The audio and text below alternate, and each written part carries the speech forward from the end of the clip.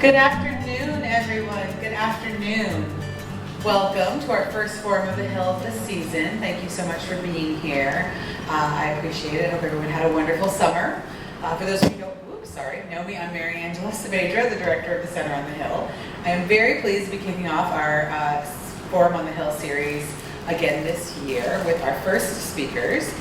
We have Michael Schaffer is the co-author with the late Edward W. Madeira Jr. of The Defender, The Battle to Protect the Rights of the Accused in Philadelphia. He held a variety of editing and reporting positions at the Philadelphia Inquirer, including book review editor, before retiring at the end of 2014. Judge Ben Lerner was in the vanguard of the criminal justice reform movement in Philadelphia, advocating systematic change and alternative sentencing at a time when the concepts were just gaining traction. He was an early graduate fellow during a 5-year innovative partnership between the Law School and the Defender Association of Philadelphia. Please help me welcome Michael Schaffer and Judge Ben Lerner.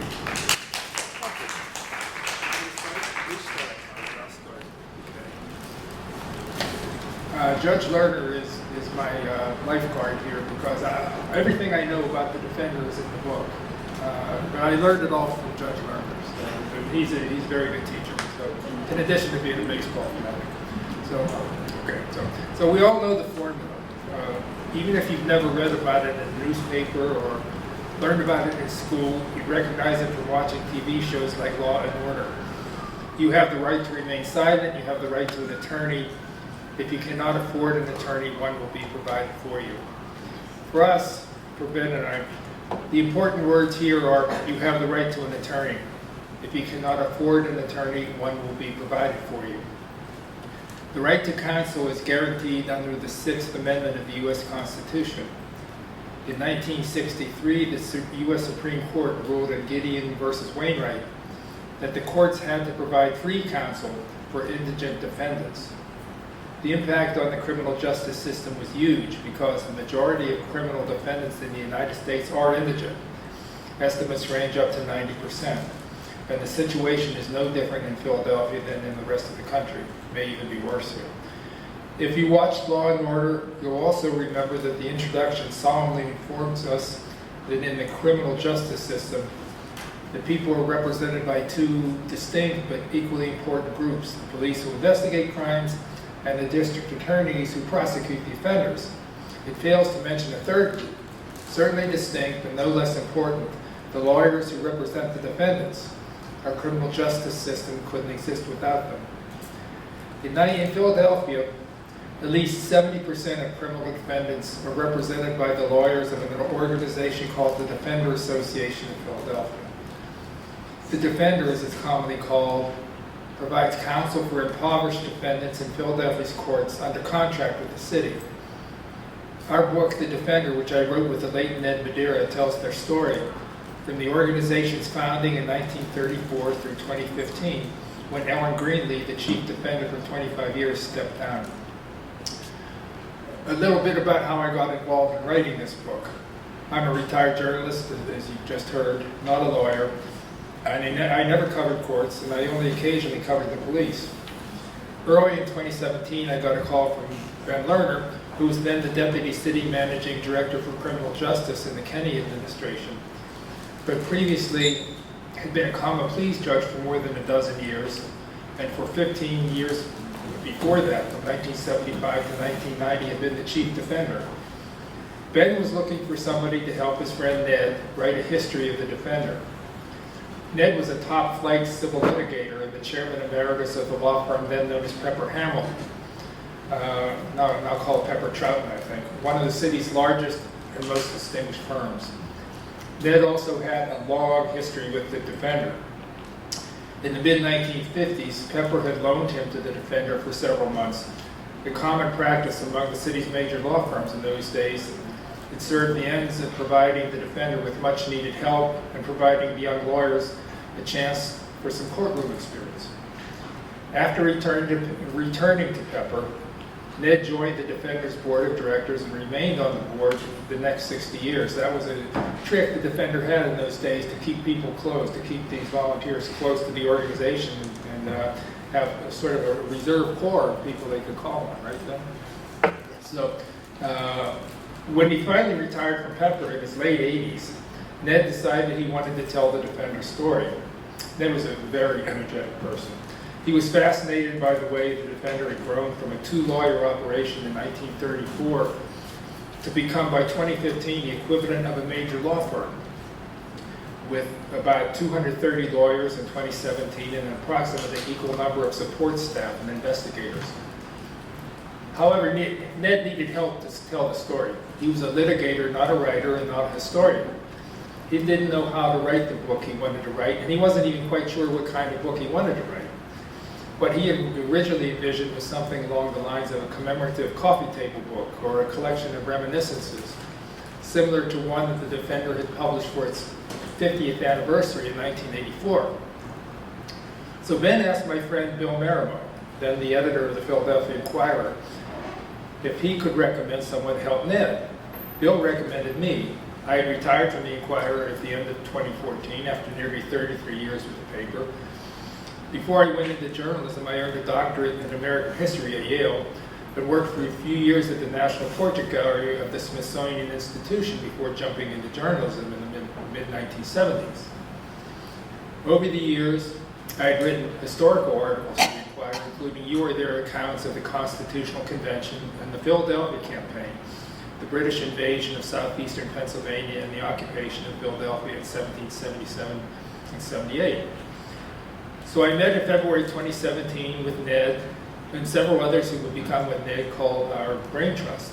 Ben, Ellen Greenlee, the chief defender from 1990 to 2015, David Rudofsky, one of Philadelphia's most prominent constitutional lawyers, a law professor at Penn, a former assistant defender and president of the Defender's Board of Directors for about a decade, and David Richmond, another member of the Pepper Hamilton firm and a longtime Defender board member who was also deeply involved with the Innocence Project, which uses DNA evidence to overturn wrongful convictions.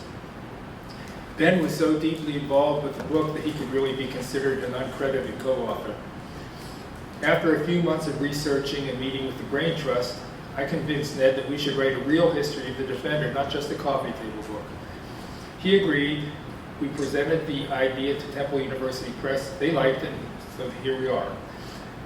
I did most of the research for the book and all of the writing. Ned helped out with interviewing some of the people featured in the book, and most importantly, he set the parameters for what I would write. It was he, for example, who decided we would end the book with 2015. Nothing got in the book that Ned did not want there. The Defender, I want to emphasize, was Ned's idea. I just helped him realize it. I'd like to tell people, I hope this won't be wasted on this group, you're all well read, that I was the Archie Goodwin to Ned's Nero Wolfe. Ned did live long enough to read the manuscript in its final form, but sadly not long enough to see the finished product and to actually hold the book in his hand. He died in May of 2020. He had become along the way a good friend, and I miss him a lot. The Defender Association is not the oldest public defender office in the United States, but it has long been recognized as one of the best, offering high-quality defense. For instance, no defender has ever been sentenced to death in a jurisdiction whose prosecutors, until Larry Krasner, who himself is a former public defender, routinely sought the death penalty in murder cases. Friends of the defenders proudly say it offers the best representation money can't buy. Ned was very fond of that saying. Former Governor Ed Rendell wrote in a blurb for the jacket of our book that he learned during the 14 years he spent in the DA's office that the Defender Association, quote, has some of the very best lawyers in the city, close quote. Yet the Defender has carved out a role that goes far beyond criminal representation. The Defender has become a watchdog against police misconduct, an advocate for more humane conditions in the city's jails, including reduction of the city's prison population, an effective proponent for alternative sentencing that places criminal defendants in rehab and education programs rather than putting them behind bars, a leading innovator in criminal justice, juvenile justice, and through its division, this federal division, an effective opponent of the death penalty, not just in Philadelphia, but across the country. Public defenders, I found out as I worked on the book, are a special type of lawyer. You don't make much money, even after acquiring a significant amount of experience. The highest pay grade for an assistant public defender at the time I wrote the book was a little under $75,000. That sounds right? For years, the defender sought parity with assistant district attorneys, who aren't exactly overpaid themselves. But only rarely was that parity attained. Not surprisingly, the low pay leads to high turnover, about 10% per year, according to David Rudofsky. Most of the assistant defenders stay for about 5 years. Despite the high quality of their representation, public defenders often, like Rodney Dangerfield, don't get no respect. Typical exchange, judge to defendant. Court will appoint a public lawyer for you. Defendant, I don't want a public defender, I want a lawyer. Or as one defendant said to his public defender after being acquitted, you're good at this, have you ever thought of going to law school? Some defendants and their families take the you get what you pay for approach and try to scrape together the funds for a private attorney, which in most cases, and certainly homicide cases, is a waste of money. Defender alumni have routinely gone on to distinguished legal careers after leaving the defender. Some have gone into private practice, like Frank DeSimone, one of the Philadelphia area's premier criminal lawyers. Some became law school professors, like David Rudofsky at Penn and Lou Natale, another former first assistant defender at Temple. Some have gone on to the local bench, like Judge Lerner, and on to the federal bench, like U.S. District Court Judge Darnell Jones, who was also a common pleas judge before he was appointed to the federal bench, right? So, U.S. District Judge Gregory Sleet in Delaware, U.S. District Judge Reggie Walton in D.C., and U.S. Third Circuit Court of Appeals Judge L. Felipe Restrepo in Philadelphia. As I mentioned, one defender alumnus, Larry Krasner, has even been elected Philadelphia District Attorney.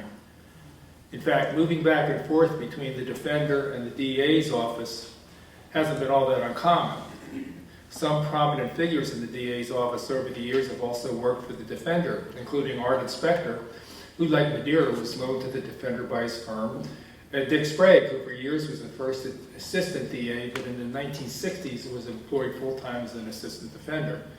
And there was movement in the other direction, too. Vincent Sicardi, who served as chief defender in the early 70s and was Ben Lerner's immediate predecessor, started out in the DA's office, as did David Richmond, whom I mentioned, was a member of our brain trust.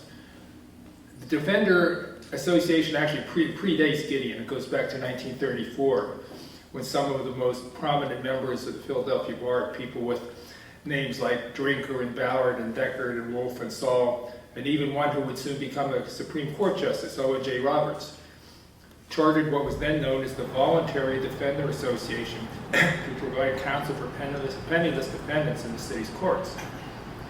The driving force behind the effort to create a public defender organization was a lawyer from an old Quaker family, Francis Fisher Kane, a frail-looking man with a very robust sense of justice.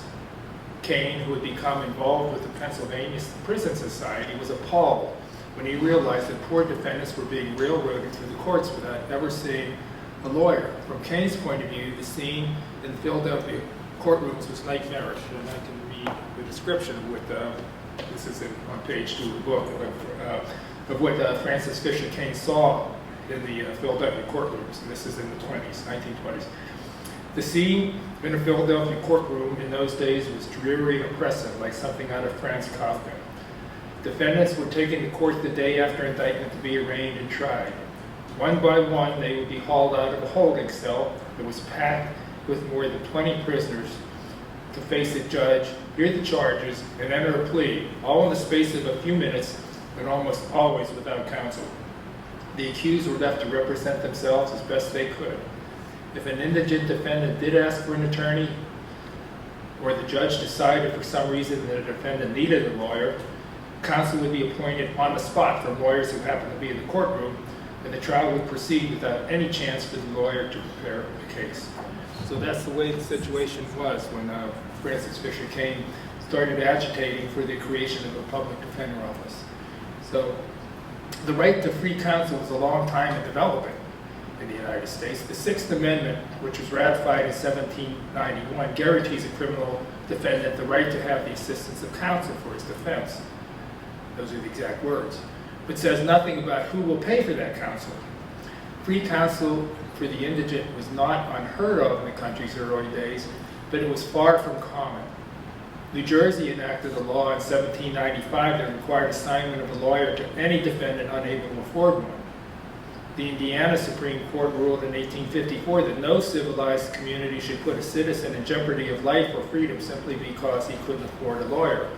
Quote, the court said, quote, "It seems eminently proper and just that the treasurer of the county should be chargeable with his defense." As the 19th century wound down, sentiment grew for providing free counsel to indigent defendants. In 1881, the New York State Legislature passed a law providing that all indigent defendants in felony cases be provided pro bono counsel. In 1914, Los Angeles County established the first government-funded public defender office in the United States.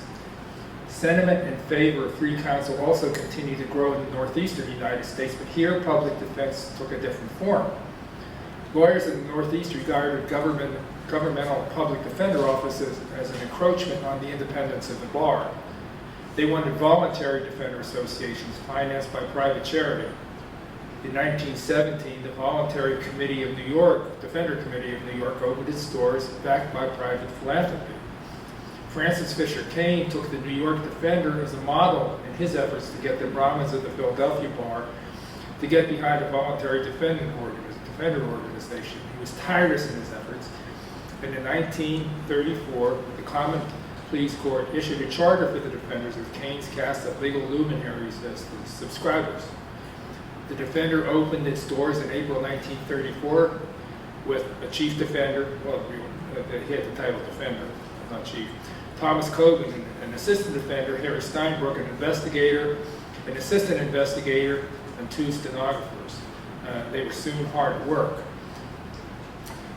As the years passed, then actually, they have, maybe I forgot to bring it with me. No, I guess they did.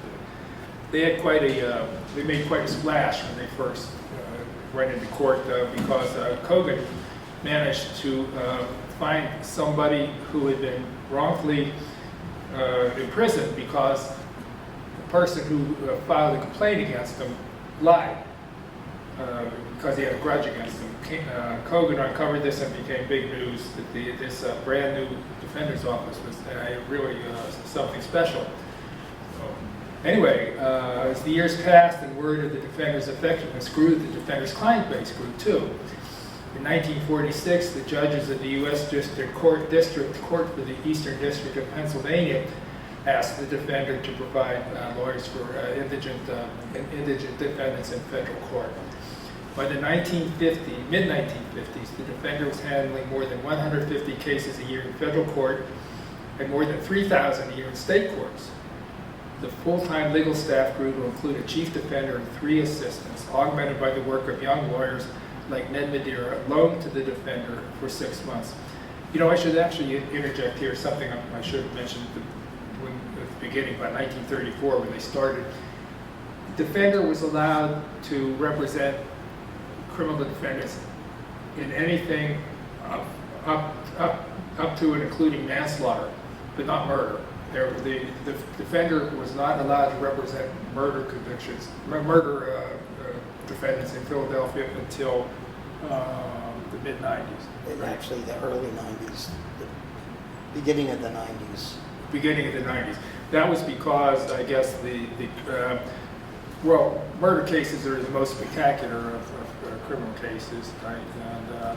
And I guess the defense bar was a little jealous of the prestige that goes with murder representation. Yeah, that's true. Okay. We talk about that a little bit more. Okay, we can talk about that in a few minutes.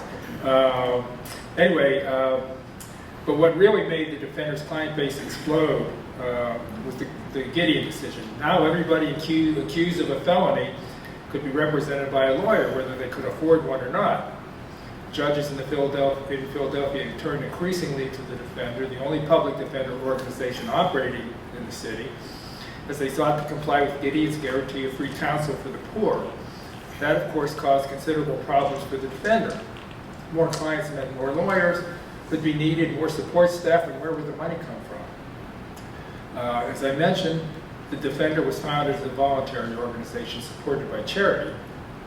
Most of its funding came in the beginning through the community chest, which later became the United Fund, which became the United Way. However, by the late 1950s, the United Way was straining to support the Defender, and the organization turned to the city for help. The city responded in 1959 with a grant of $10,000, which was less than 1/8 of the Defender's budget. Defender leadership, fearful of compromising the organization's independence, was leery of asking the city for money, but when the Gideon decision came down, there was no other choice. The United Way simply was not going to be able to respond to the Defender's budget needs. So as the 60s wore on, the Defender got into deeper and deeper fiscal trouble. The organization began laying off lawyers and cutting its services. By the end of 1968, the situation was dire. Either the city would have to support the Defender, or the Defender would have to close its doors. So the Defender sought the city's help. It seemed like it should have been a slam dunk. The city and the Defender needed one another. The city had to come up with a plan to supply public defenders. Gideon said so. However, Gideon handed the states an unfunded mandate. The states were obliged to provide free counsel, but it was up to the states, not the federal government, to find the money. In Pennsylvania, the state legislature simply kicked the funding of public defenders down the road over to the counties. That meant Philadelphia County would have to come up with the money to provide lawyers for the criminal defendants in its huge court system. Philadelphia had an effective public defender organization already up and running in the Defender, so it seemed like an easy alliance. But the whole thing ran into a roadblock in the person of Mayor James H.J. Tate. The mayor, a ward politician to the very core of his being, had a political grudge against the acting chief defender, Martin Vinacore, who had run for city council as a Republican. Tate declared that he wanted to establish a new public defender's office as part of city government. That plan ran into considerable pushback from the Defender, its friends in the courts, and in the legal community and the media. As the Daily News put it in an editorial, is Jim Tate kidding? Tate was willing to reach a deal with the Defender, but Vinacore had to go. He resigned from the Defender and took a job with the DA. The Defender and the city signed a contract that would have the city fund the Defender while allowing the Defender to maintain its autonomy. The board of directors, now slimmed down to 30 members, would appoint the chief defender and the first assistant, but the city would have 10 seats on the streamlined board of directors. The contract would renew automatically each June 30th, which still is the case, right? Yes, But either side could cancel it with 90 days notice. That's still also true. I think so. I hope nobody notices that. They haven't so far. Okay, yeah, well, big trouble if they did. Also, the Defender could cancel the deal on 30 days notice if Defender leadership deemed the city's level of support insufficient. Employees of the Defender were forbidden from engaging in politics or running for public office. Once the contract with the city was in place, the Defender was free to grow, which it did. Vincent Ziccardi, a colorful character right out of the pages of Damon Runyon, became the chief defender after Tate forced Vinacore out of office, and led the Defender into a period of expansion before he retired in '75. Vince Ziccardi is the kind of person they write novels about. He was, I say, he was quite colorful, and he wanted to hear. Previous defenders, there had been a tradition at the Defender of having a review each day, right, of what the Defender office had been doing, and it was a basic, sober, professional review. Vince Ziccardi told his lawyers he didn't want to hear those anymore. He wanted to hear funny stories. So he got them, and one that comes to mind immediately is Frank DeSimone, my friend Frank DeSimone, who was representing somebody in a burglary case. I think Ziccardi must have loved this story. The purpose of a defense attorney is to sow doubt. That's his job. It's to cast doubt. Once he's established reasonable doubt, he's essentially won the case. Correct? Well, if judge or the jury hearing the case Things happens to follow the have to law. follow the law, right, Right. okay. So, but he's certainly got, it's certainly pretty important. So, anyway, Frank's talking about, he's examining a police officer on the stand about the arrest of his defendant. And this burglary took place on Girard Avenue. And the cop was on the other side of the street, and there was a lot of traffic on Girard Avenue. So Frank's line of questioning is in the direction of, well, you really couldn't see, could you, officer? I mean, you were across the street, there's a lot of traffic, how well could you see? And the police officer says, well, you know, I saw him come out and run west on Girard Avenue. And at that point, the defendant stands up and yells, the cop is lying. I came out and I ran east on Girard Avenue. And the judge said, well, Mr. DeSimone, I take that as a guilty plea? Frank said yes. So anyway, but he was also very effective. He was not probably the person to lead the defender if what the defender was looking for was to establish a lot of public sympathy for what they do. Because what they do, what public defenders do is a little unpopular to begin with. I mean, as Ed Rendell, I think, was pointed out, right? There's not much of a constituency for criminals. Nobody really cares a whole lot about them. And probably people don't think very much about whether they're getting kind of representation the Constitution provides them. So, but Vince had a very strong idea of what the defender was to do. The defender was there to advance the right of the defendant, and this was often done by means that necessarily the public wouldn't always like, right? So, and the question that often came up was, how can you defend those people, right? And the answer was, well, the Constitution requires it, right? So, but anyway, so Vince Accardi retired in '75. The defender was flourishing at that point, right? Kind of. Well, Well, in 1975, I'll turn it over because in 1975, Ben Lerner became the chief defender, and he led the organization for 15 years. I want to pay one last bit of tribute to my friend Ned Madeira, though, my co-author on the book, and that is that for the defender to get to a position, he was the one who told Ben he was hired, correct? that's For the defender to get where it was very, it needed somebody, the defender needed a defender, and Ned Madeira was that defender. He helped negotiate the deal with the city, and there was also some pushback from some very idealistic members of the bar that thought the deal with the city was giving the city too much influence over the defender, and they actually sued. Actually, Ned's mentor at the University of Pennsylvania sued, and so he found himself in Pennsylvania Supreme Court arguing against his law school mentor, and he won. So if it weren't for Ned Madeira, probably the defender would not exist in the form it is today, right? oh yes, absolutely. So I think I probably should turn it over to Ben now because he wants to talk about some of the things the defender has done that goes beyond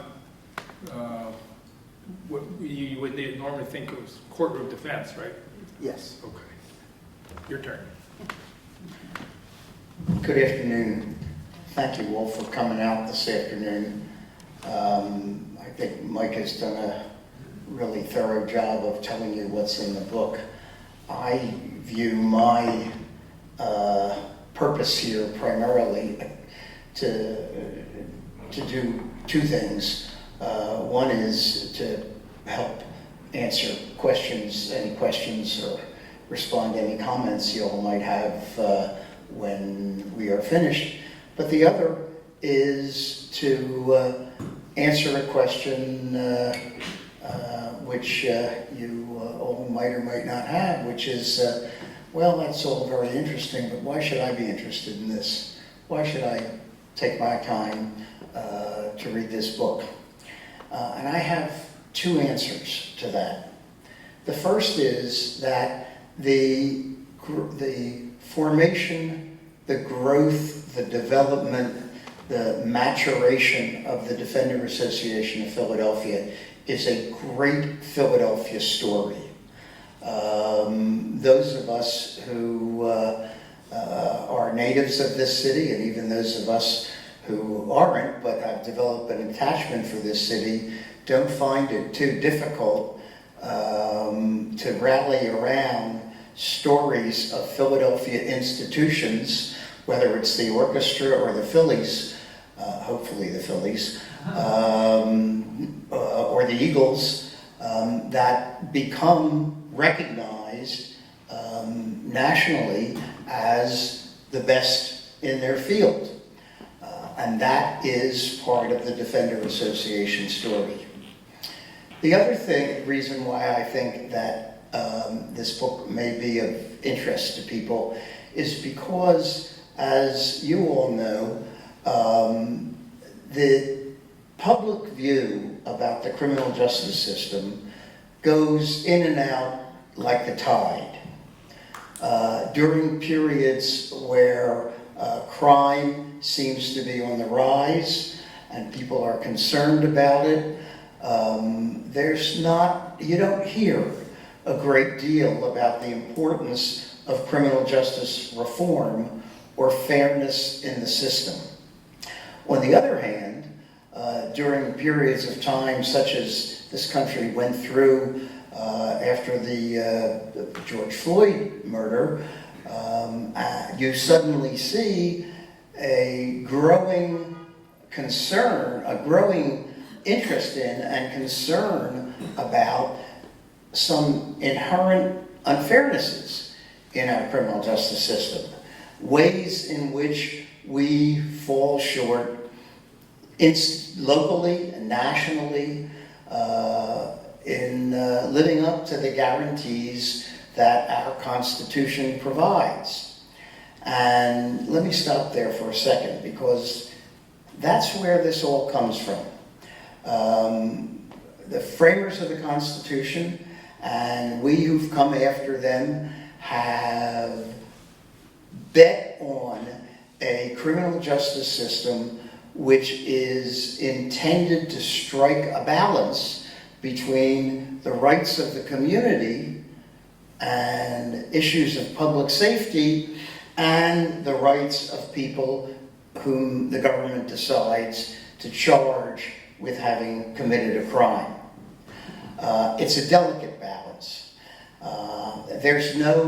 It's not a scientific balance. It's not a mathematical balance. And that's why the needle swings back and forth so much between the public safety side and the constitutional rights of the accused and the racial fairness elements of our criminal justice system, and why the fashion for people running for public office changes as frequently as it does in terms of which of those elements they choose to emphasize. Well, this is a great Philadelphia story because this organization, which began as a purely voluntary organization 90 years ago, and which came together because of a group of lawyers, largely in the major Philadelphia law firms, their determination to see to it that people charged with crime who couldn't afford a lawyer would have legal representation, even though at that time neither the Constitution of the United States nor the Constitution of the Commonwealth of Pennsylvania was read to require that. That meant an organization which had to scrounge around among charitable and bar association or groups for personnel, for funding, and had to kind of beg its way into courtrooms around the city of Philadelphia in order to get the right to represent people who when judges hadn't initially appointed those lawyers. And there was a long history, which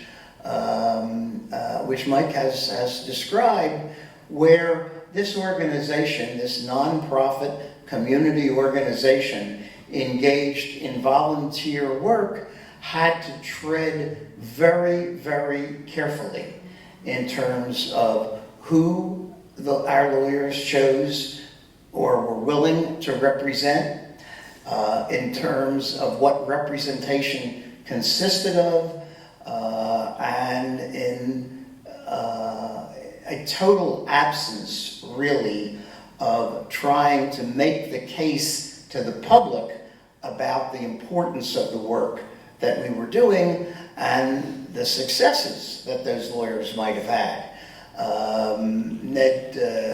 Mike told you something about Vince Sicardi, and he's right, you could write a book about Vince. One of Vince's favorite sayings, which I think summed up a view that he and his predecessors had about the work of the Defender Association, at least as of the early 70s, was we better not let people know what we are doing or how good we are, because if they find out, they'll never give us another dollar.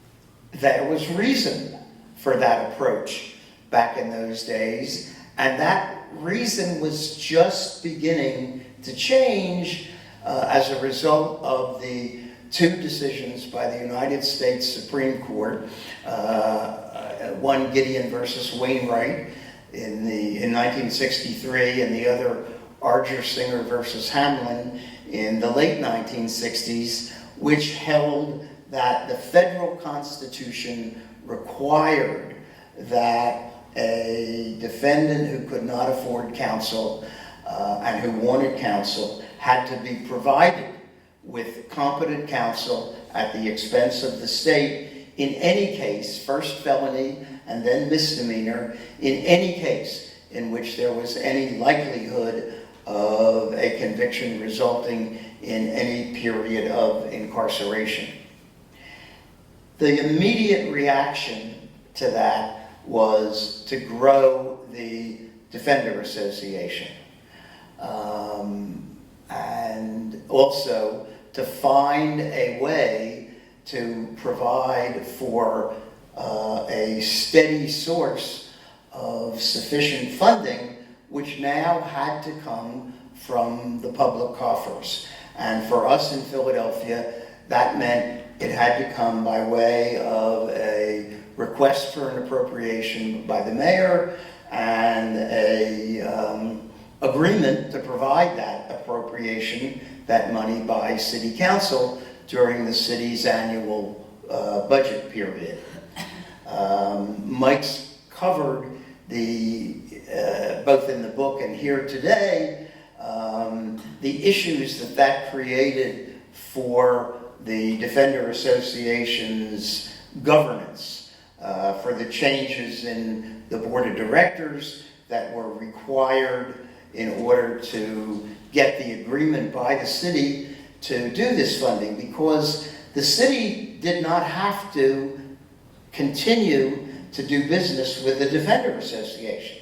And in fact, in most places throughout the rest of Pennsylvania and in most places in the country, public defender services are not provided by a nonprofit, independent corporation, which, because of its status and because of its ruling structure, has a certain amount of independence from the government, which is also responsible for public safety. And when the issue first arose about the Defender needing a lot more funding, the desire of the then mayor of Philadelphia, Mayor Tate, was to do away with this annoying nonprofit independent corporation and do what they do elsewhere, and that is, let's make the public defender a public official. And then I'll be able to appoint him, and we'll be able to have a lot of influence on who gets hired there, and also we'll be able to make sure that they don't make too much noise in representing their clients or in talking about the criminal justice system. So Ned Madeira and the people who on our board and the majority of the justices on the Pennsylvania Supreme Court at that time did a very important thing when they approved the agreement for additional funding by the city, but continued existence of the Defenders Association as a nonprofit corporation. That gave Vince's successors, of whom I happen to be the first one, the opportunity to do two things, which I think the book covers. The first is to really professionalize the organization, to make sure that at this time when the organization was growing, that we would hire the kind of lawyers that we wanted. The kind of lawyers that would provide the type of aggressive, effective representation that we wanted. It meant expanding our search for lawyers from the law schools in the Philadelphia area to a national level. It meant looking at the hammering tide in the mid-1970s of young men and women of color, and particularly young women coming out of law school who wanted to get into what was then a man's business, who wanted to go to court, who wanted to represent defendants in criminal cases, who wanted to show, as I think we're finding out now, that women can be awfully effective courtroom lawyers and not just as prosecutors. So it gave us the opportunity not only to improve the scope of and nature of our hiring, but also to grow the office in the way that we wanted to grow it. That meant that we needed to, if we were going to be bringing in more lawyers, we had to develop a training program to train and supervise those lawyers until they were really fully competent to represent defendants in the most serious cases we were getting. It also meant taking a step which Vince had been unwilling to take, and I think for good reason, given the times that he was living through. And that is, instead of hiding our light under a bushel, shining our light wherever we could, to let the public know what we were doing and why we were doing it and why it was important to them that defendants in criminal cases in Philadelphia get the kind of representation the Constitution guarantees. So in order to do that, we tried to do two things. One is we started looking beyond the individual representation of defendants in individual cases. We started looking for system-wide issues that we could take on. We inaugurated a law reform program and assigned lawyers to look for system-wide issues that needed developing or changing. And we did that on a statewide basis, and in some cases on a national basis. We developed a training program that was copied nationally by other growing defender offices. And because here in Philadelphia at that time, there was no really strong private bar criminal defense lawyer organization, we also took on the role of becoming the public spokespeople for the importance of the defense function in our criminal justice system. Some of the things that we actually started doing at that time, and that was a much different time in the criminal justice system. Although constitutionally, defendants' rights and the rights to counsel were being recognized and expanded in court in terms of individual cases, in terms of what prosecutors were doing, in terms of who the people were on the bench. You could have effective representation, much more effective representation, but you weren't necessarily getting very good results.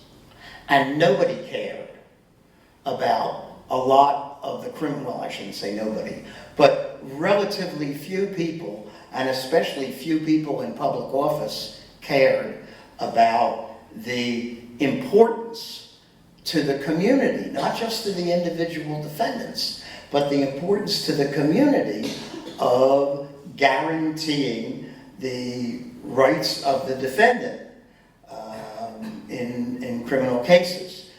This was not a liberal period, to put it mildly. But many of the criminal justice reform issues, which starting around 2020 became high-profile, popular, I'm running for office as a progressive on criminal justice issues,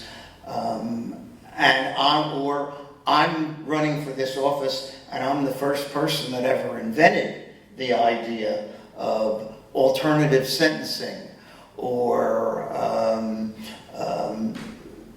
representation of defendants as whole people, looking at not only the charges against them and the evidence in those cases, but looking at them as individuals who may have offended, but also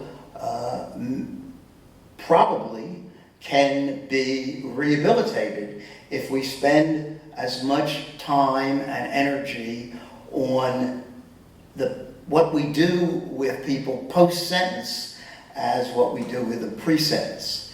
Those were things that the Defender Association, as this book will tell you, actually started working on and started doing back in the late 70s and through the 80s, long before they were popular to do. The issue of police accountability,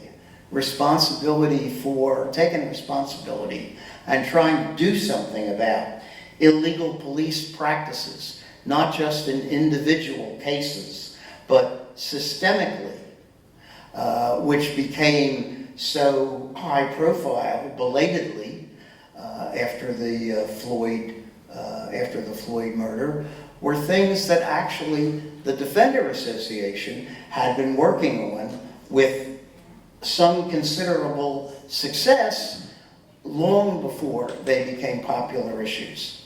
So those are the main reasons that I think this book is really interesting and worth your time, both because it tells you about a Philadelphia institution that started as this small volunteer organization and that by the end of the 1980s was recognized nationally by the American Bar Association and the National Legal Aid and Defender Association as the best of its kind. Surely that might not be the same as winning the Super Bowl, maybe not the same as winning the World Series, although I don't think there's anything the same as winning the World Series, but that's just me. But it's something, certainly, for Philadelphians who love our art museum, who love our orchestra, who love the organizations that we have that make us proud to be Philadelphians. I believe you read this book, the Defender Association will join that group. And as I said, it really is a book which will delve into the historical underpinnings of many of the criminal justice reform issues which we kind of take for granted these days as always having, not only always having been important, but always having been recognized as important. That certainly was not the case back in the day. So that's my reason for being here and for happily accepting the invitation to talk to you about this book.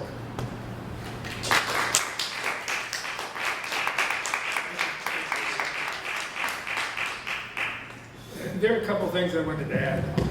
One of the things I found out doing this book, Ben was talking about the difficulties of convincing the city to come up with the money to defend to pay for the defender. It was very interesting to me that one of the easiest administrations they had to deal with was the Rizzo administration. You wouldn't think so, but Frank Rizzo recognized that while he hated defender clients, he recognized that if they didn't get the kind of representation they were guaranteed, that a lot of these guys were going to walk. Right? So Rizzo, being a practical man, made sure the defender got its money. Also, Ben mentioned a couple of the things that the defender has been involved in, and I was amazed at some of them. One of them is police accountability. Defense attorneys, of course, have a front row seat to all the information about crimes, and they started to notice, and several times they would start to notice patterns in which evidence conveniently turned up. Where's some of the? That was back in the 80s. Well, there were two things. In the 70s, there was a undercover police squad called the Grandpop Squad. Mostly around Rittenhouse Square. Well, and in the subway stations and at transit hubs, officers would pretend to be kind of homeless people or drunks lying around and basically try to lure people into robbing them.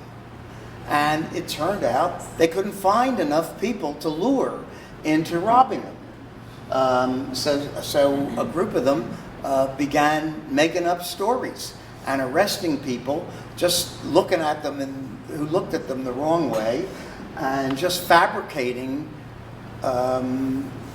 what those people were alleged to have done.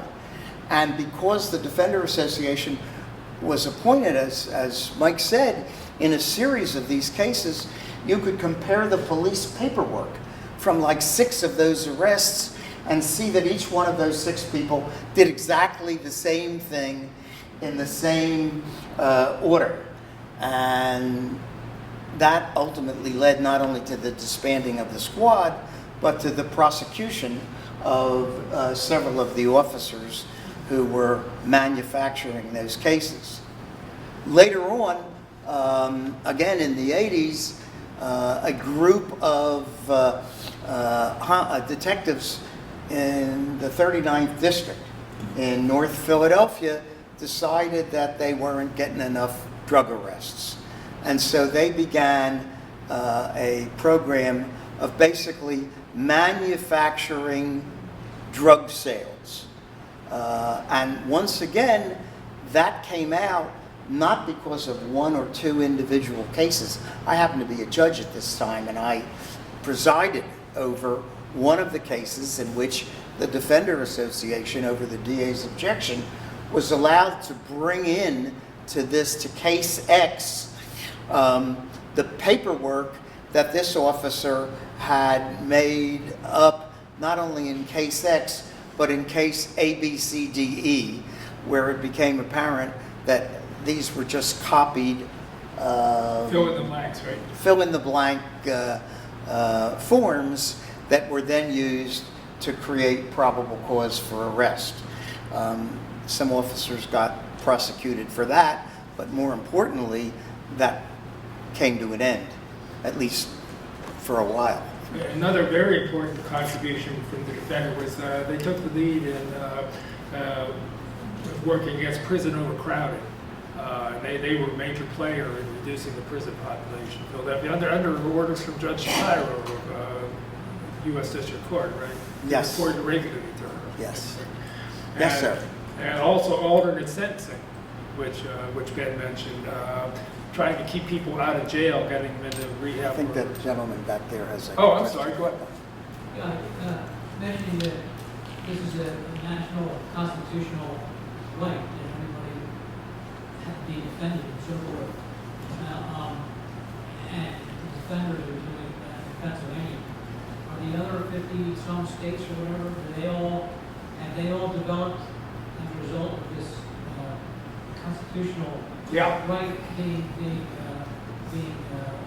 Oh, yeah, you've got it everywhere. all the other states have a similar thing to the defender?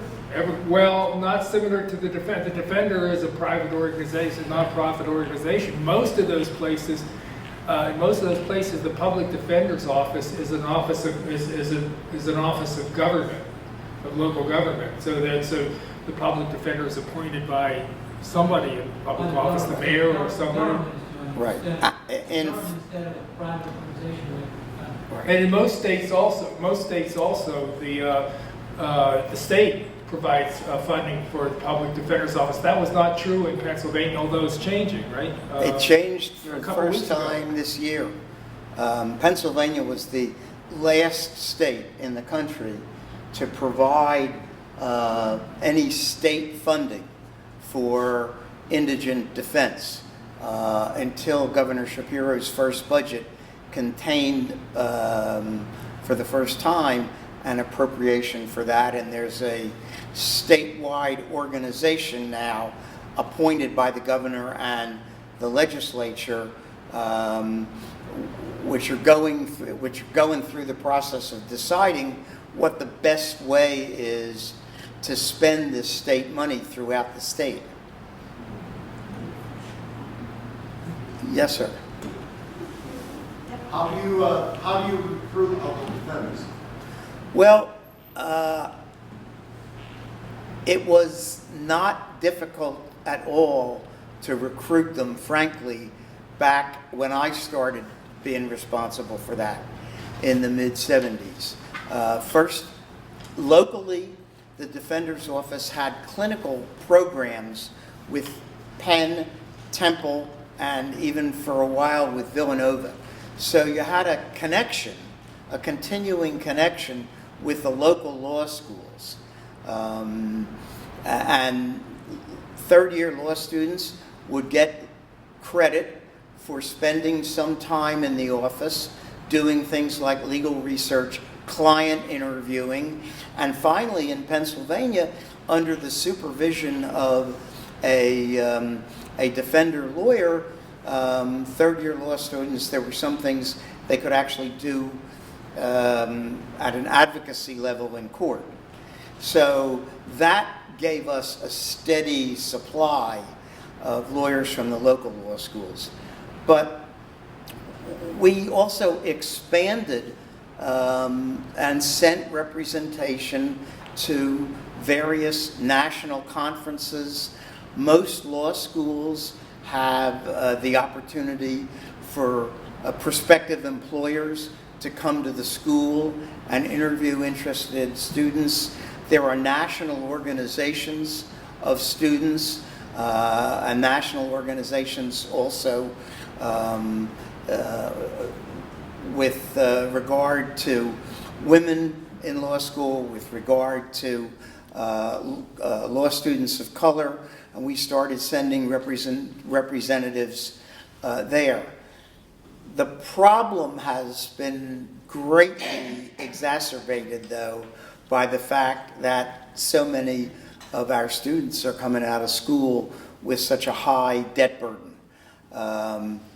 Defenders and DAs can't pay what a lot of the private law firms are paying.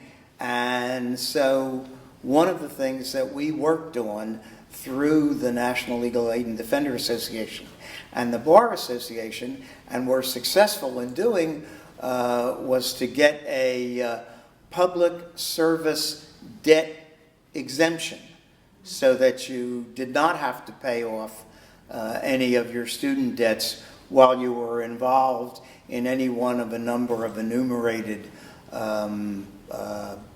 public service positions. But that's created a difficulty. On the other hand, you know, people come out of law school, a lot of people come out of law school, they really want to learn how to be courtroom lawyers. And there aren't a lot of places where you can right away start learning how to be a courtroom lawyer and go to court, as there exists on both sides of the criminal justice system. And Philadelphia, for reasons I wouldn't even try to go into now unless you had a couple of weeks, or unless I could get a lot smarter than I am. But for one reason or another, Philadelphia developed a criminal justice system which relied much more heavily on adversary proceedings, on trials, rather than on guilty pleas. The percentage of guilty pleas in felony cases was always much lower in Philadelphia than in corresponding large jurisdictions. So for us, we had an extra carrot to offer when we were recruiting. There are more trials here, you'll get into court faster, you'll learn how to be a courtroom lawyer faster. Yes. A couple things. It's interesting to me that given the low pay and the defense attorneys, so that there's no inspiration to want to do this, we can spend all this money on prisons. This is the priority in the United States of America, not only Pennsylvania, but America, to spend all this money on prisons and putting people in them, rather than defending people who need to be defended. For example, wasn't it our inspector who defended Medgar Evers? I'm not sure. Medgar Evers' killer was nobody, it was free for 10 years. They wouldn't prosecute him, but they did in Pennsylvania. But anyway, it just is like all this money spent on the wrong end to me. Because we read every single day about somebody who's been in prison for 15 years and shouldn't have been. Wrongly convicted. Every single day we read that. And thank you for doing what you do to get those people. Well, you're welcome. I want to just say one thing in response to that.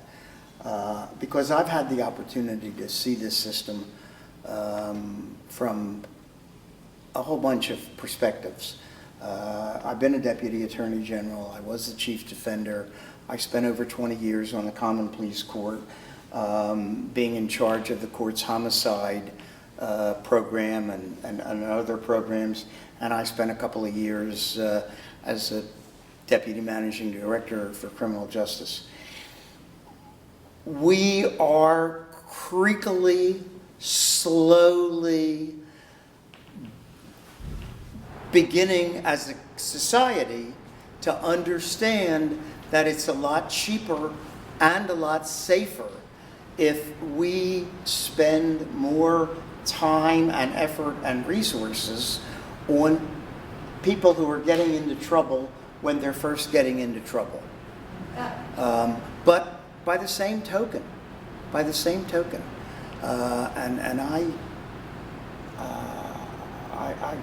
have to say this, for whatever reason, for whatever mistakes have been made in parenting, in education, etc., there are people who are dangerous and who We don't know how to fix those people at this stage in their life. And anybody who says we put too many people in prison has my full support. Anybody who says we don't need to put any people in prison, with all due respect, should spend some time in some of the neighborhoods where violent crime is most rampant. One of the things that, oh, I'm sorry, yeah.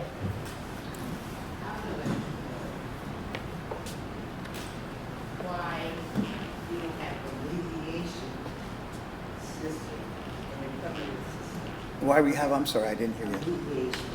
What is it? Kids who get into trouble. Maybe once or twice. Why you, with the criminal system, have a mediation program to find out not what they did, but what happened to you. Right, Instead of putting right. them in jail. Right. That's a very good question. The question is, why doesn't the criminal justice system have a mediation system to try to find out, try to help people in the beginning? Yes. When they first get into trouble. And I will say, first of all, that there are systems like that, community court systems. They have been expanded in the city over the last dozen years or so, especially for juveniles. We put a lot fewer juveniles into the formal criminal justice system than we used to, because we're trying to do more of this. Also, organizations like the Defender Association began alternative sentencing and diversionary court programs, which either sometimes criminal cases get dropped in return for someone agreeing to accept and participate in rehabilitative services, or even if there's a conviction, instead of a sentence of incarceration, there's a sentence that involves treatment They go through concerns. special drug courts too, right? Right, there's a drug court now, there's a mental health court. There's Dawn's that- court. Right, Now, is there enough of that? Absolutely not. right, Should we focus more on that? 100% agreed. right. But there's a creeping improvement, I would say, in that Very area. creeping, yes. It's creeping. Yes. You're right. I'd like to see it at least trotting, if not running. Yes, you need a MSW, social worker. We have, the Defender Association actually has a whole staff of social workers. We were the first Defender Association in the country who hired social workers as part of our staff to try to do treatment-oriented work for our clients. Right. Thomas Cogan wanted that, way back in the very beginning, he wanted a social worker. He didn't get one for a while anyway. Well, we've had them now for a while, Yeah, you have and they that do for a great while. work. And it's, The the- next question is, why instead of starting with the young kid that's in trouble, why not start with the parents to help the young kids not to get where they Well, are? You're part of your environment most of the time. Yeah, that might go beyond the reach of the defender or any. but it's a organization. problem. Maybe churches. Yeah, It's a problem. it's a big problem. problem. You're right. You're right. Oh, okay. Thank you all. Sorry to. We have the book. The Defender is back there. I have it at a discounted rate. If you want to pick it up, they'll stick around for a little bit if you want to chat with them. I want to thank you both so much for coming and talking with us and leading this discussion. I really do appreciate it. Please, again, the book is back there. Stick around and talk to them if you like, and help yourself to some refreshments on the way out. Thank you for coming. Hope to see you next month. Take care.